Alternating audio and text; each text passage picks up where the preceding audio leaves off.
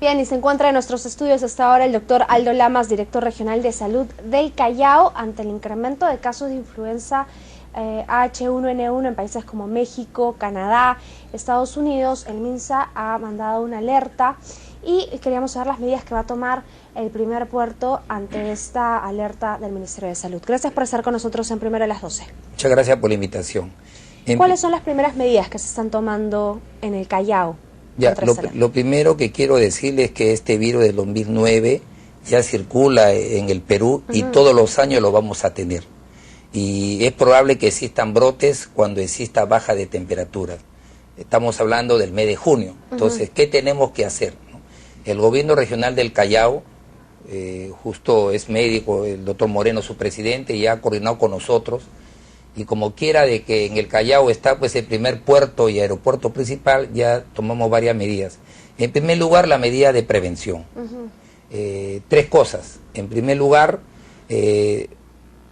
ya llegaron las vacunas, están en desaguanaje, ya tenemos una población sujeta a programación y vamos a comenzar a empezar la vacunación, pero no esperar en junio, ya los primeros días. Si no es ya dentro de 10 días, la primera semana máximo de mayo, ¿no? Porque los casos, igual que el año pasado, se presentan en junio con el friaje, no con el invierno. ¿Va a haber un grupo especial que primero se va a vacunar en el Callao? Ese es importante, para que no exista lo que pasó el año pasado, que faltaron las vacunas. Claro. ¿Quiénes son los que se deben vacunar?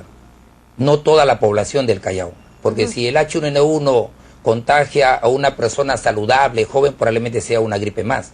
Pero tiene que vacunarse, en primer lugar, aquellas personas que trabajan en el sector salud, ¿no? Los trabajadores de salud. Segundo lugar, la mujer embarazada, pero que tiene más de 4 meses de gestación. Tercer lugar, digamos, aquellos pacientes que tienen una comorbilidad, una enfermedad de fondo, sufren de hipertensión, de obesidad, de asma bronquial. Cuarto lugar, las edades, los niños menores de 5 años, pero sobre todo menores de 2 años. Y aquellas personas que tienen más de 65 años. Ellos son la población en riesgo que deben vacunarse. ¿Y cómo se van a realizar estas vacunaciones?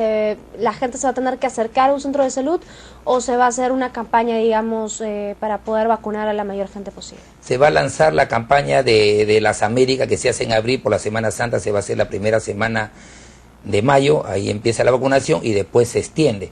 ¿Cómo lo vamos a hacer? Ahí va a haber varias estrategias. En primer lugar, va a haber puestos fijos en los hospitales, en las postas y en los centros de salud.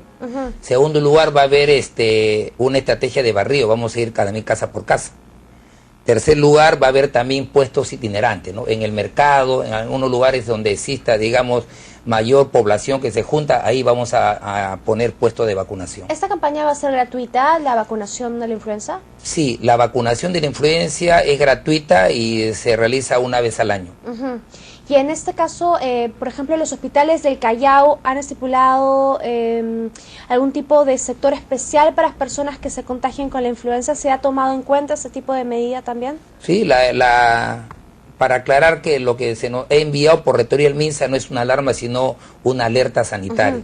Porque sabemos que puede haber, como ya el virus está con nosotros, en junio puede haber casos, no solamente brotes de H1N1, sino que puede haber casos severos y hasta muertes. En ese sentido, también ya coordinamos con los hospitales para que tengan un lugar donde tengan casos hospitalizados. Pero yo quiero aprovecharlo para aconsejar lo siguiente. Es cierto que vamos a comenzar a vacunar, pero cuando hablamos de la medida preventiva, la vacunación es un complemento. Es importante también que la gente realiza la higiene de la tos, ¿no? Y acá tengo, por ejemplo, que estamos repartiendo el gobierno regional del Callao, donde cuando uno tose no debe poner la mano, porque cuando yo la mano a otra persona voy a estar transmitiendo el virus, sino debe poner el pañuelo o el antebrazo. Y en segundo lugar, las manos tenemos que lavarnos frecuentemente en el día con agua y jabón. De esta manera no nos vamos a contagiar de este virus. Por supuesto. ¿Y cómo sabemos si lo tenemos? ¿Hay algunos síntomas específicos que nos digan que no tenemos una simple gripe normal, sino que tenemos la influenza? Claro, el virus del H1N1 se confunde con el síntoma de influenza. Entonces ahí es difícil separarlo. Sin embargo, lo más probable es que tengamos un resfrío común. Y entonces la gente cree que tiene H1N1. ¿Cómo uno nos damos cuenta? Los resfríos comunes, ¿no? El resfriado común, que es frecuente en la gente, generalmente tiene un poco de congestión nasal, hay algo de tos seca, dolor de garganta. Ajá. Pero si además de eso vemos que le duele a la persona la espalda, como apaleado los músculos, tiene una temperatura alta, 38, 39 grados, probablemente tenga un síndrome gripal y pueda tener la H1N1. Entonces, clínicamente lo podemos diferenciar con la presencia de fiebre alta y dolores a los músculos y a los huesos, eso parece más un H1N1. Si no tiene fiebre alta, no tienes H1N1. Probablemente no tengas, si no tiene fiebre alta y no tenga dolores a los músculos, solamente moquito, una pequeña tos, no tienes H1N1, probablemente sea un resfrío común. Ahora hay que tener en cuenta que esta enfermedad, este virus, ha llevado la vida de varias personas, de diversas personas en el mundo. Tener la higiene es necesario y vacunarse. Esos son los dos pasos, digamos, importantes que hay que tener en cuenta. Y cuando uno tose, el virus puede contagiar a 2 metros de distancia. Imagínense en un sitio cerrado. Entonces, ¿qué tengo que hacer cuando toso? No que se propague el virus, sino ponerme un pañuelo o cubrirme con el pliegue del antebrazo, ¿no? Esas 2 medidas, la higiene de la tos, el lavado de manos y la vacuna como complemento, nos va a ayudar a prevenir que uno contraiga el virus de la H1N1. ¿Y la alimentación? Bueno, si la alimentación es normal, una alimentación saludable, ¿no? Cítricos de repente. Bueno, cítricos, pero también bastante alimentos lácteos, carbohidratos. La alimentación no influye mucho. Pero si uno tuviese ya esta enfermedad, conviene una alimentación sobre todo líquida, ¿no? Porque uno tiene fiebre, se puede deshidratar. En caso uno le dio el H1N1 hace un año, ¿podría volver a tener el mismo virus? No, ya uno queda ya con la inmunidad, ¿no?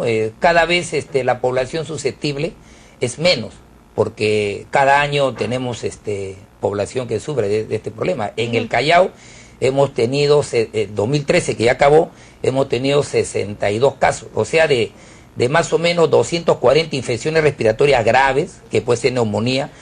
Ha habido 62 casos confirmados de H1N1 y de los cuales lamentablemente fallecieron 9 pacientes, ¿no? ¿Y esos pacientes eran porque tenían alguna enfermedad?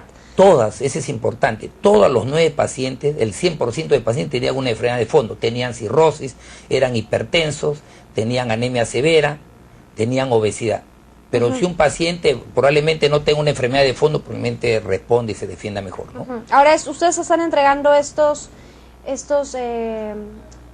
digamos, afiches, folletos en inglés y en español en los aeropuertos, ¿verdad? Claro, en el aeropuerto hemos puesto un banner donde está esta figura. Ajá. Estamos haciendo la medida precautoria y también a los turistas, a los pasajeros, le damos en ambos idiomas, tanto en inglés como castellano, ¿no? Son ya recomendaciones también que se ha coordinado y, como le digo, el gobierno regional del Callao está permanentemente en contacto con la autoridad sanitaria, ¿no? Bien, muchas gracias, doctor Lamas, por haber venido primero a las 12. Gracias a ustedes también. Vamos a hacer una pausa y regresamos con más.